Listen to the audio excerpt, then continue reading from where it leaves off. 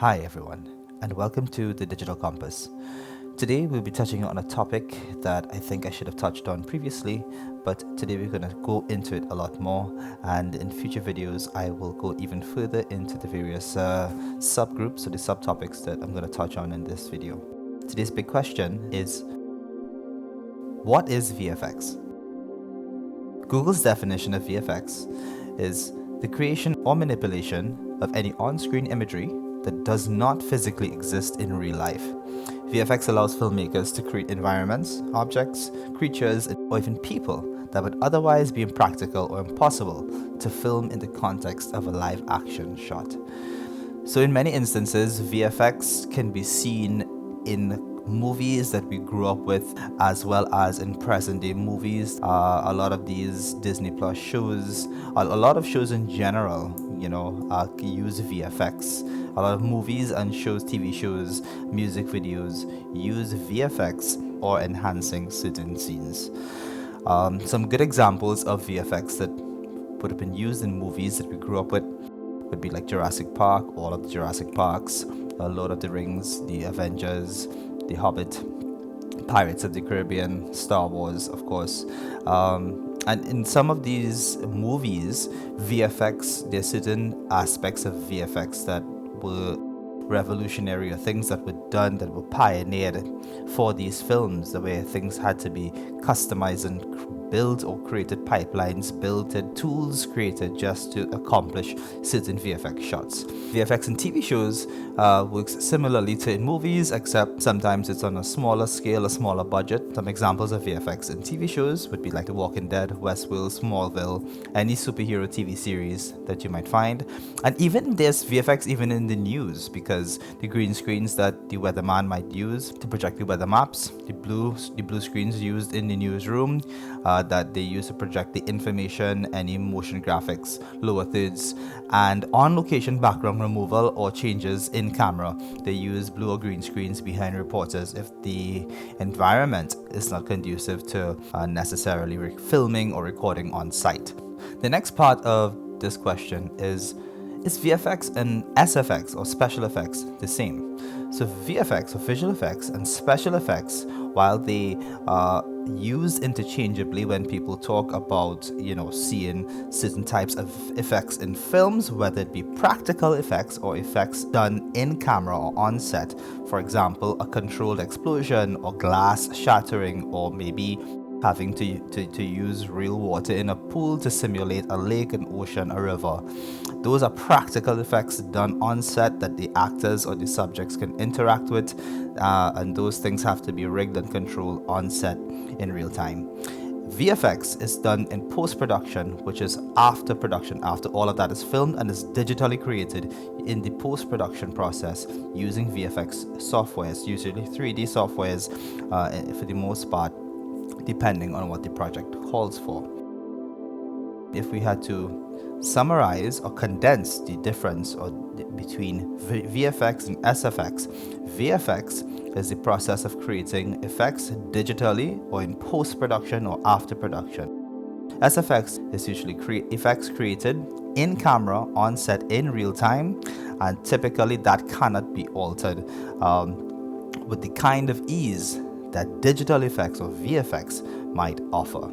SFX uses practical effects or practical props, practical materials, and VFX uses CGI. So what is CGI? Google's definition of CGI is computer-generated imagery, which is just special visual effects created using computer software, usually one of the several industry standard softwares that artists might use to create visual effects. Some of these can be seen here on the screen for both beginners and professionals, and you can check them out at any time. I'm going to have the link down below. So the CGI can actually be 3D or 2D, but typically when you hear CGI or you hear CG, it's usually referring to 3D computer generated imagery. Now that we understand what VFX is, what the difference between VFX and SFX is, what CGI means, where we can find some of that VFX in movies, in TV shows, even on the news. One of my most important closing points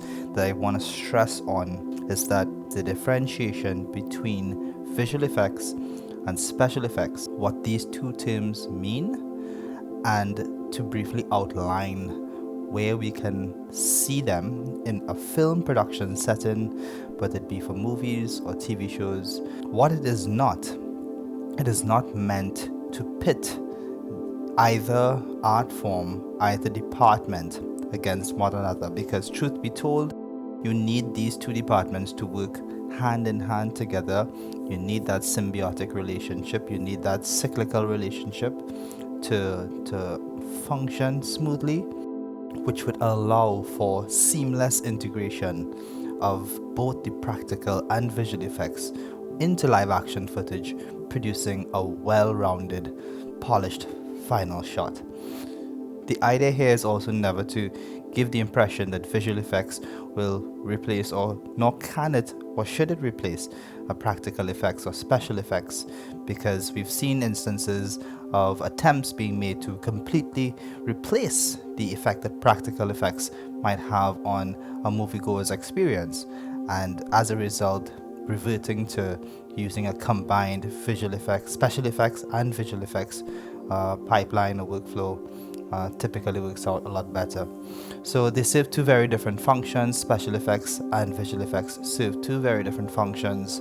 They need one another to work really well, especially in today's age of filmmaking.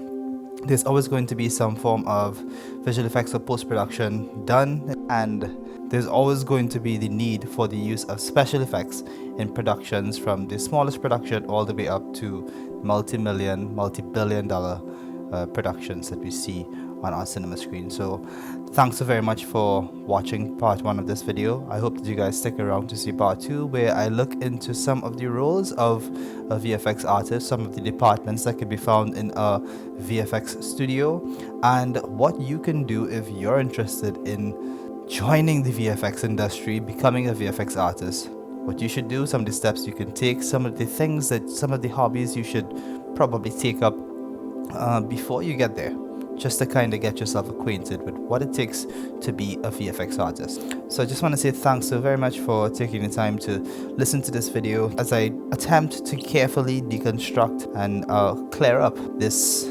confusion over the two terms. I just want to say thank you for journeying with me. As I sign off until the next video, this is Kyle Stephen for the Digital Compass. Just remember to stay safe, stay consistent, and remember to follow the compass.